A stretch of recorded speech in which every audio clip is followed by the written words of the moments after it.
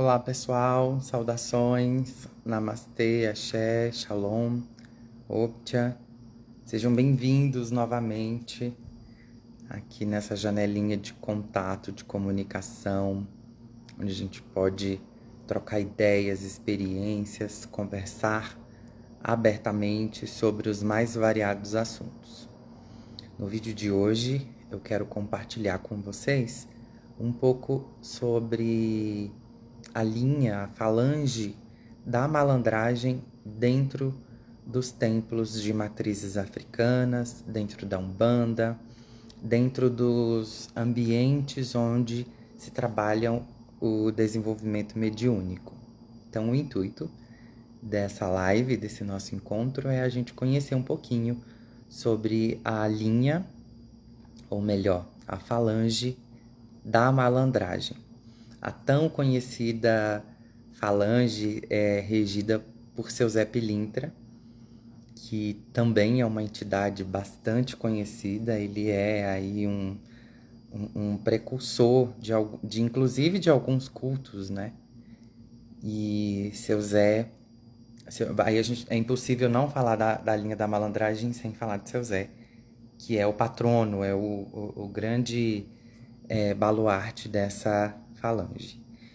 Então, começando a falar de seu Zé Pilintra, ele é uma entidade muito controversa, porque eu conheci vários médiuns de Zé Pilintra no decorrer da minha jornada espiritual.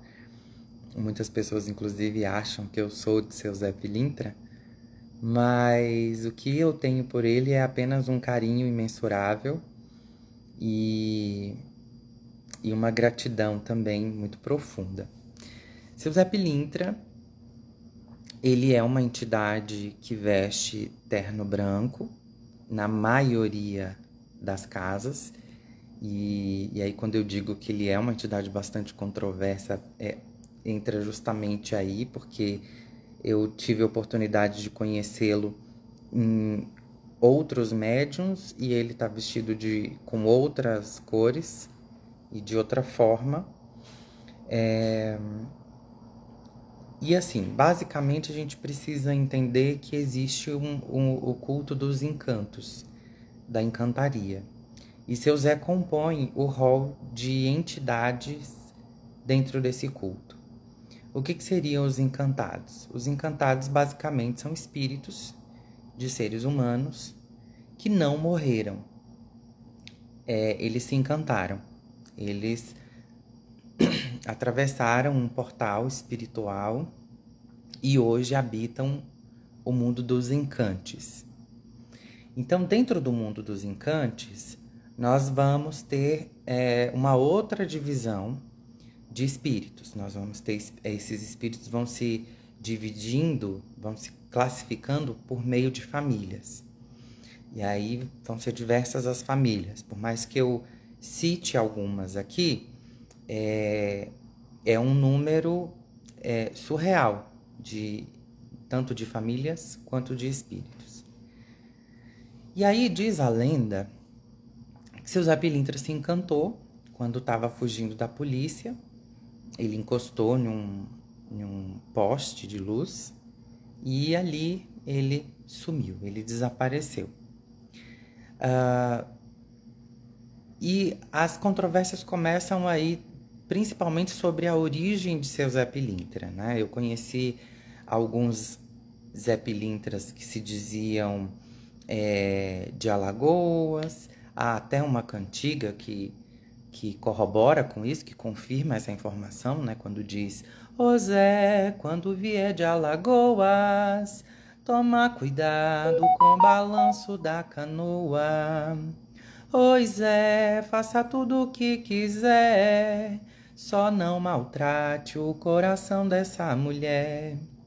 Então, essa cantiga meio... E alguns vão cantar ela ainda de maneira corrompida, né? Dizendo que ô Zé, quando vier da lagoa, toma cuidado com o balanço da canoa. E aí nós temos outros... Eu conheci outros Zé Pilintra que já se dizia ali da Lapa, né? No Rio de Janeiro. Já conheci Zé Pilintra que se dizia baiano, né? Então é muito delicado eu dizer assim, olha, Zé Pilintra é daqui porque a gente está falando de um espírito de uma determinada falange. E que hoje, e quando eu digo hoje, eu vou arriscar a dizer de uns 50 anos para cá, eu acredito que essa falange ela cresceu. Então, o Zé Pilintra que trabalhava mesmo, o primeiro, o verdadeiro, o precursor, que começou esse trabalho nessa falange há 100 anos atrás, né? Porque a Umbanda em si tem cento e poucos anos, mas antes da Umbanda nós já tínhamos também o culto de Jurema, de Pagelança, de Terecô, de Tambor de Mina, né? Onde essas entidades também têm uma determinada aproximação. Então eu vou dizer que esse daí de cento e poucos anos atrás, sim, era o verdadeiro, foi o primeiro, mas que de um tempo para cá isso cresceu, né? Eu acredito que houve a necessidade, de acordo com a demanda, porque vamos combinar, a quantidade de casas espiritualistas ou espíritas ou de umbanda ou de candomblé ou que seja lá qual for a matriz africana que nós temos hoje, não é a mesma quantidade de 100 anos atrás. Então tudo tomou uma dimensão muito maior e houve a necessidade, porque assim, aumenta-se a oferta de atendimento, então aumenta-se a demanda de trabalho também.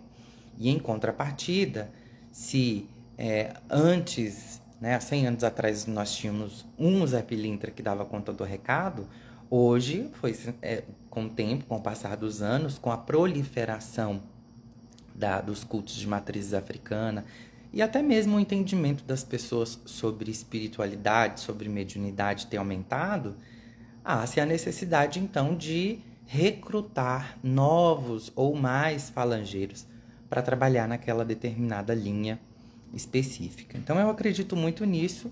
Eu não acredito que hoje nós temos o Zé Pilintra matriz, o original. Eu acredito que nós temos espíritos que se passam por seu Zé Pilintra, trabalhando dentro da linha de Zé Pilintra, com a chancela do próprio Zé Pilintra para atuar dessa forma. Então, ele acaba... Peraí, o cachorrinho tá latindo. Ele acaba aí não tem mais como a gente colocar dentro de uma forma, né, de formatar, colocar dentro de um molde, dizer, olha, seu Zé Pilintra é assim, é assado, ou isso é Zé Pilintra, isso não é Zé Pilintra. Eu acho que sempre que a gente tenta generalizar ou que a gente tenta limitar demais algo, a gente acaba sendo um pouco ignorante, né? Porque o que é válido dentro de todo o trabalho mediúnico espiritual, seja de qual linha for, é o que está sendo executado. Aquela famosa máxima que diz o seguinte: pela mensagem se conhecerá o mensageiro. Então, se a mensagem é boa, é positiva, se transforma, se muda, se toca as pessoas, acho que é por aí mesmo o caminho. Embora existem pontos em comuns que a gente vai ter que considerar, porque também não é qualquer coisa que descer dizendo que é seu Zé Pilintra que a gente vai simplesmente concordar. Mas esse é um segredo, é um fundamento ou é uma verdade, vamos colocar assim, que eu deixo a cargo dos mais velhos, que eu deixo a cargo daqueles que têm aí as suas casas, que têm o seu, né, povo para poder liderar. Então é para eles que você tem que dizer qual é o caminho certo, qual não é o caminho certo, o que é válido e o que não é válido. Aqui numa live onde eu estou falando com diversas realidades, diversas pessoas diferentes, com histórias diferentes, com uma ancestralidade diferente, acredito que o máximo que me cabe mesmo é o bom senso de respeitar essas diferenças todas. Avançando um pouquinho, então, seu Zé Pilintra, ele começa esse trabalho aí de recrutamento de espíritos para trabalhar, e quando ele faz isso, ele precisa organizar uma linha de trabalho, uma egrégora, E aí é onde surge a linha da malandragem. Essa linha da malandragem vem como o seu Zé Pilintra, como regente, mas nós vamos ter também a Dona Maria Pilintra, né? Nós vamos ter também a Dona Maria Navalha, nós vamos ter a Malandra do Cais. Então, outros espíritos vão se organizando ali ao redor dessa proposta, ao redor dessa linha, dessa falange, para poder trabalhar. E aí nós vamos ter também seu Camisa Preta, né? Seu Zé Pretinho. São todos ali. Tem um Martim Pescador, que ele tanto é um marinheiro, quanto também desce na linha da malandragem. Alguns antigos, alguns das pessoas mais velhas que eu tive a oportunidade de conhecer, conversar, e que eram médios de seu Zé Pilintra, já haviam me confirmado que seu Martinho Pescador era um irmão de Zé Pilintra. Então, o grupo espiritual vai se organizando ali para desenvolver um determinado trabalho. E qual é o trabalho, qual é a principal missão, propósito trazida pela linha da malandragem em relação às demais? Cada linha espiritual, ela vai agir em uma determinada proposta, em um determinado viés. No caso da linha de malandros, ou linha da malandragem, eu acredito que não exista uma linha mais brasileira dentro do culto, em especial de Umbanda, do que a linha da malandragem. Porque sempre que a gente fala da linha da malandragem, a gente vai ter que citar o samba, nós vamos ter que citar a boemia, e aí nós estamos falando de uma época provável aí de Brasil colônia. Pode ter espíritos estrangeiros trabalhando nessa falange? Pode sim, por que não? Porém, é uma linha que resgata a cultura brasileira meio que miscigenada aí com um pouco do indígena, com um pouco do europeu e com um pouco do africano também. Eu não quero ser injusto, porque nós vamos ter outras linhas que são muito brasileiras, que são especificamente brasileiras, como a linha de baiano, a linha de cangaceiro, né? São linhas brasileiríssimas. São falanges de trabalho específicas aqui do Brasil. Mas, por se tratar de uma linha mais recente, e aí a gente vai ter, por exemplo, dentro da linha de baianos, nós vamos ter baianos que trabalham como marinheiros, baianos que trabalham como boiadeiros e baianos que trabalham dentro da linha de pretos velhos. Mas isso não se repete, por exemplo, dentro da linha de malandros, dentro da linha da malandragem, porque é um viés exclusivo deles. A forma de trabalho, e quando eu digo a forma de trabalho, eu estou falando desde as cantigas, aos fundamentos e ao que eles vêm nos chamar a atenção. Eu acredito muito que todas as linhas, todas as falanges, elas tocam um ponto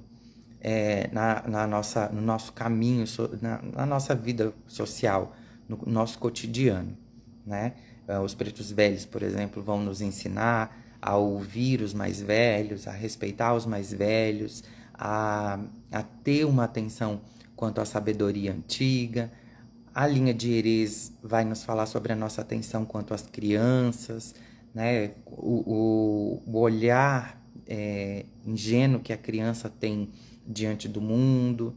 A linha de boiadeiro fala muito sobre a vida no sertão, sobre uma realidade brasileira de se levantar cedo, de plantar, de colher, de ir tocar o teu rebanho, né? Então, cada falange vai nos chamar a atenção para algo, e a linha da malandragem, o mais interessante, o mais curioso, é que ela nos chama a atenção para os padrões morais. Muito parecido também com a linha de Quimbanda, a linha da esquerda, a linha dos Exus e Pombogiras, né? Que são amorais, se é que eu posso colocar dessa forma. E quando eu digo amorais, eu não estou dizendo que eles são imorais, né? O amoral é aquele que não se importa com a moral. Mas ele tem a moral própria, mas ele não usa da moral para se comportar. Ele é um amoral, né? Ele é aquém a moral.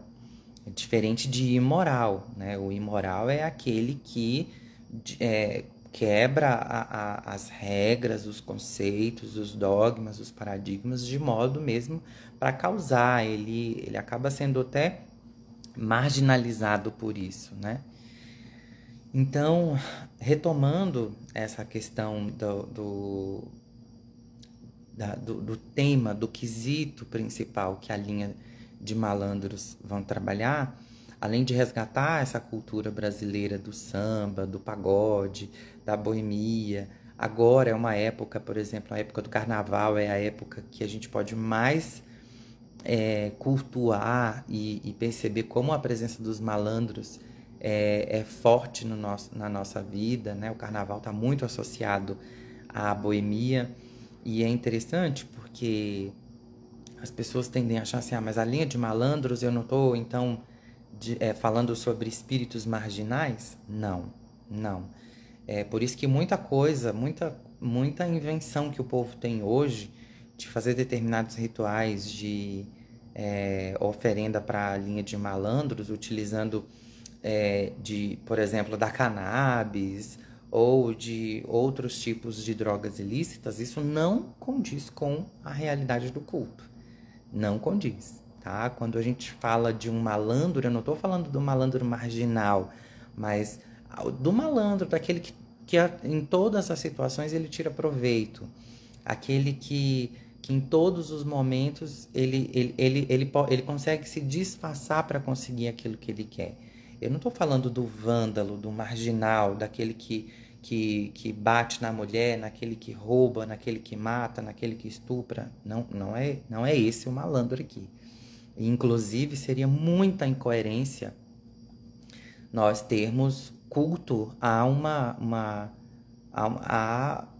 práticas imorais como estas, né? Então, não é isso. Quando a gente fala do malandro, a gente está falando de expertise, nós estamos falando de pessoas que não tinham nenhuma possibilidade de ascensão social, mas que, por meio de jogos de azar, por exemplo, ficaram ricas, né? De boêmios, daquelas pessoas que lá trabalhavam o dia inteiro, mas à noite entrava no saltinho, na sua beca, no seu terno e ia para a rua cair na boemia, ou seja, ia dançar, ia beber, ia jogar carta, ia jogar dominó, né? Então são as pessoas que faziam da noite o seu momento de diversão ou o seu encontro consigo mesmo. É isso que é a linha da malandragem. A gente não pode misturar as coisas e marginalizar essa falange como se fossem espíritos menores, né? Não são. Dentro do desenvolvimento mediúnico, essa é uma falange mais recente, uma falange mais nova, né? Então, vai ter muitos espíritos, muitos nomes de espíritos, inclusive desconhecidos e diferentes para nós. A gente pode pegar, por exemplo, Dona Rita Piranha. Dona Rita Piranha é uma entidade malandra, é uma entidade que trabalha muito bem dentro do culto da malandragem, né? O jeito dela de trabalhar e tudo mais.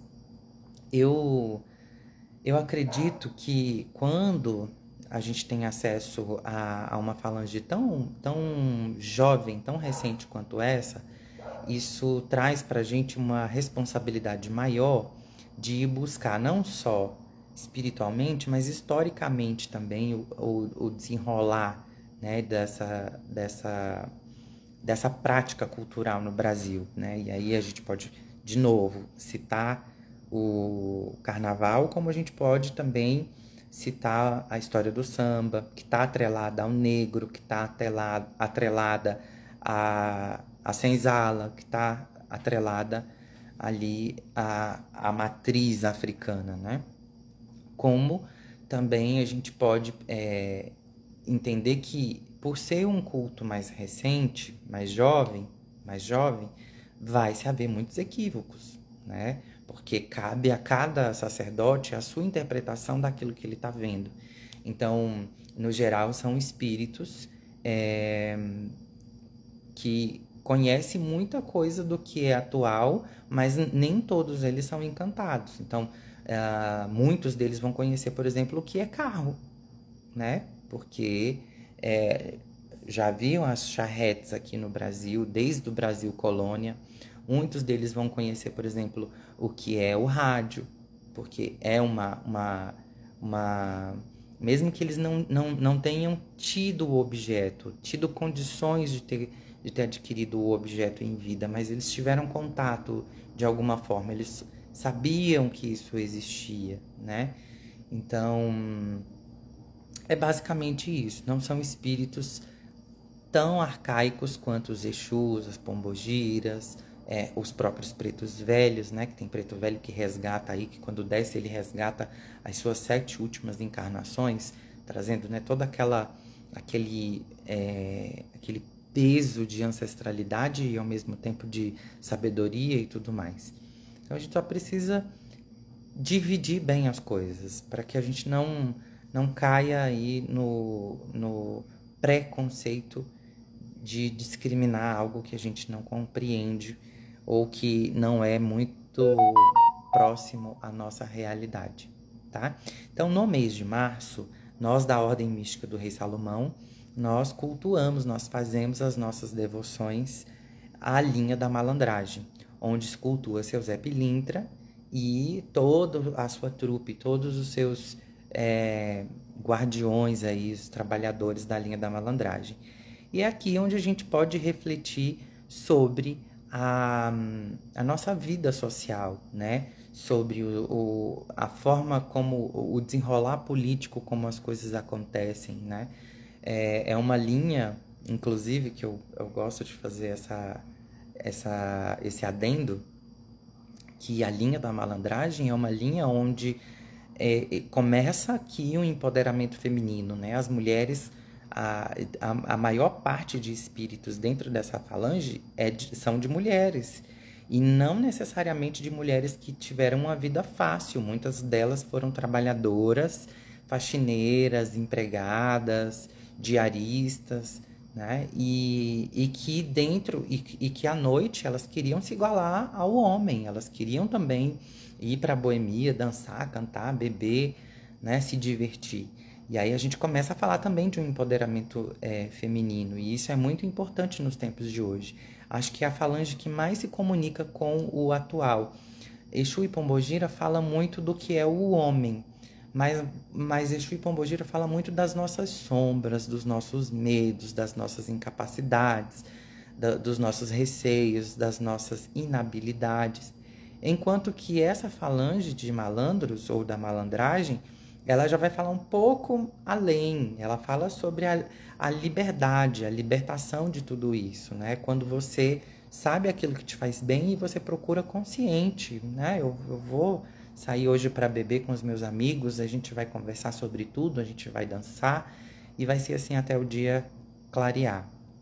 É basicamente isso, tá? Então, sempre no mês de fevereiro ou março, nós da Ordem Mística do Rei Salomão, nós fazemos o nosso tributo à linha da malandragem, justamente por ser os meses que estão ali entre início, meio ou término do carnaval, que é a época, como eu já disse, a época onde é mais propícia para a gente poder acessar essa energia, acessar essa egrégora, tá bom?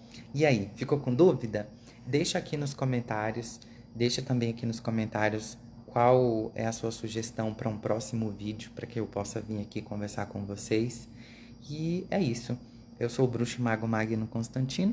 Vou ficando por aqui. Até um próximo vídeo, até um próximo encontro. Namastê, Axé, Shalom, Optia e até a próxima.